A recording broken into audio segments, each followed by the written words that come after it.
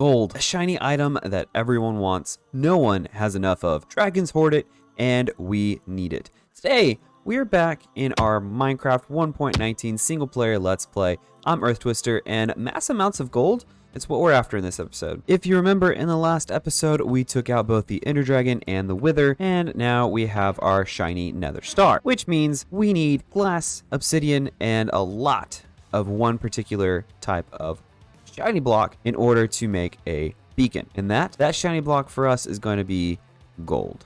Let me know down in the comments below what your favorite block is to use to make a beacon. Now, before we get too far, I know what you're asking. You who watched my stream between episodes, I know you did.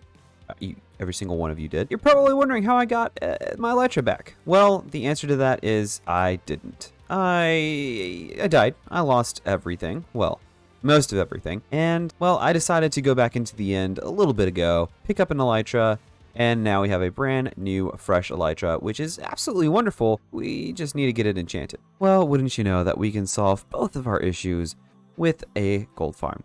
And this gold farm that I have in mind only takes a few very simple resources to get it going. What we're going to need is a turtle egg, a bunch of obsidian, a few trapdoors, some slabs, a ladder, a stack and a half of glass, a few ender pearls, diamond pickaxe, flint and steel, a couple of chests, and a crafting table. And I will also need a few things to blow up some bedrock, but it's not necessary for building the farm entirely. It's just preference. Well, now that I have everything I need, it's time to pick up our box and head to the Nether. It's never an exciting time. It's never an exciting trip to go to the Nether, but hopefully this will be good. So far, it's not going well. Gold pants are on, and it's time to go in. All right, we're here, and it's time to look for a Nether Wastes biome. Well, that was a lot easier than expected. It's time to get building. Throw this in a time lapse, and I'll see you on the other side.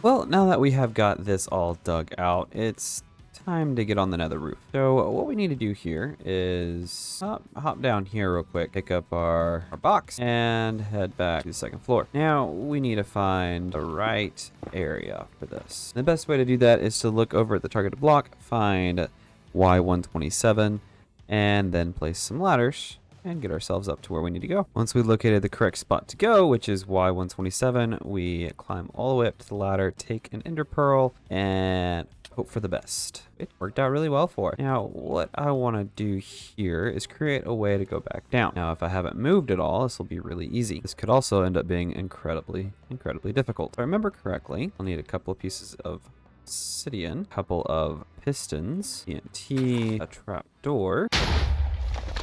Okay, that's exactly what you don't want to do. That was a trial run. Try this again. That's what we want. Well, that didn't quite work the way I wanted it to. It's not blowing up the thing because I'm not doing it right, so we'll have to come back up here and figure that out later. What we have to do is go and find the portal coordinates. Happen to be right about here. We build an insanely high distance up into the sky.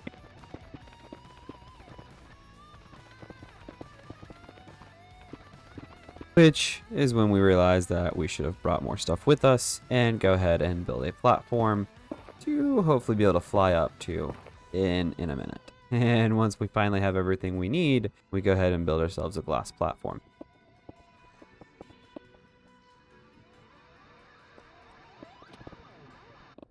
So after we've come up to the top, we bridge out a little ways, build ourselves a strange portal because it is much bigger than we needed. Bomb-proof it on top, light the portal, and come back this way to build ourselves a new platform. And we get some temporary blocks, build ourselves up a few. Now we make ourselves another portal. And of course, bomb-proof on top as well. Pop down, remove the temporary blocks, create our chamber.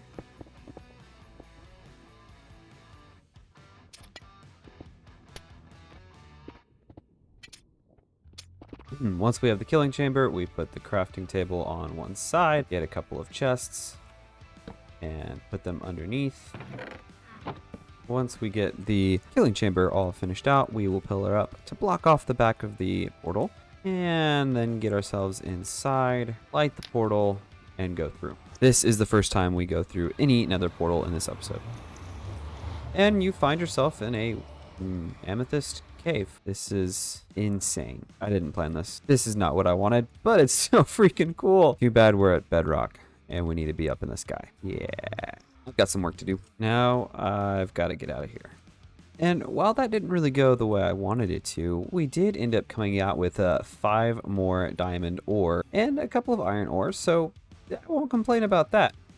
But the next thing we need to do is figure out where we need to put these nether portals, and I think I know just how to get to where we need to go. So the coordinates of our portal from earlier, we'll need to multiply that by about 8. And this is about where we need to be. I know it's underwater, but we can at least build up with it. And we're going to build up really, really high up into the sky.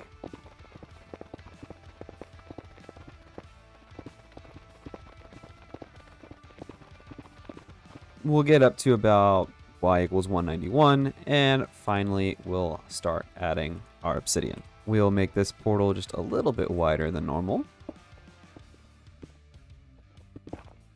Build a barrier on one side, and on another we'll start a bridge. Build out 10 blocks, go 11, and put the obsidian on top here. And build our second bit of portal. We'll go ahead and widen the bridge on both sides, add some rails, put a couple of slabs down there, and then light the portals. And the farm should begin to work. So let's wait and see what happens. For those of you who are curious, this farm is not one of my own design, though I do have one that I adapted from it.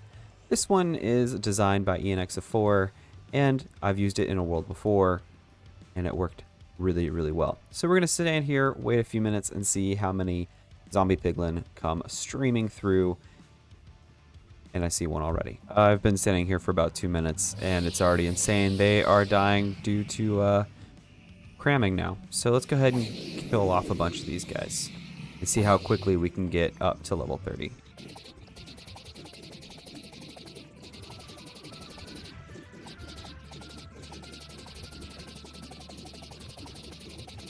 Well, that maybe took 2 minutes, and there are still zombie piglins pouring through. I hope they don't overflow and come get me. That could be really bad. But I've already got a full stack of golden nuggets. I've just got to empty my inventory, and then I can come back up here and get our beacon ready. And I might go ahead and build an enchantment chamber up here too, just so that I can do all my enchanting up here. I'll see y'all in just a quick second with maybe an enchantment chamber.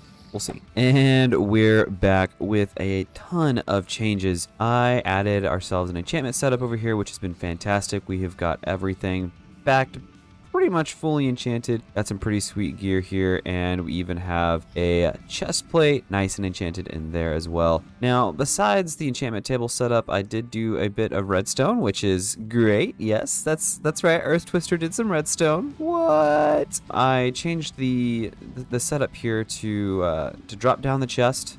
I've got some hoppers there that lead into the chest, which then come down into this item sorter.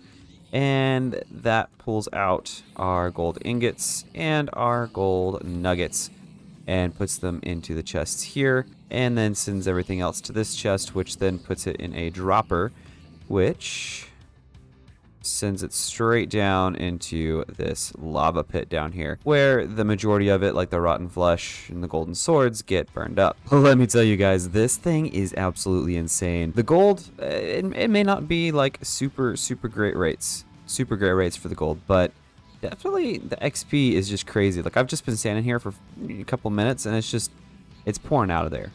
It's just pouring out of there. They're just constantly dying. This is great. I will say that with a looting 3 sword, the rates do increase. So if you can kill them with the looting 3 sword, I would definitely recommend that for sure. Now, I have gathered enough gold for myself to not fall off the edge here. I've got enough gold to go make our beacon, so let's head that way, and I'll meet you back at base.